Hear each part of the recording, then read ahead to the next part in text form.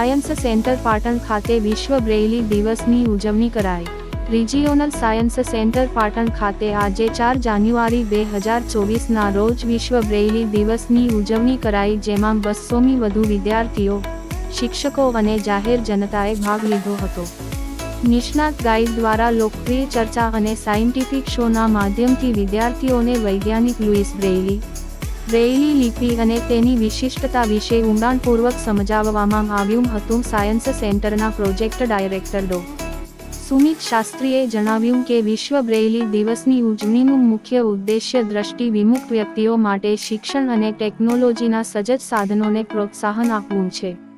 Louis બ્રેઇલી દ્વારા વિકસિત લિપિ માત્ર એક શોધ નથી, પરંતુ પ્રજ્ઞાચક્ષુ વ્યક્તિઓ માટે જ્ઞાનના સમાન હકોને પ્રોત્સાહન આપતી એક ક્રાંતિ છે। રિપોર્ટર જયેશભાઈ ગજ્જર, પાટણથી।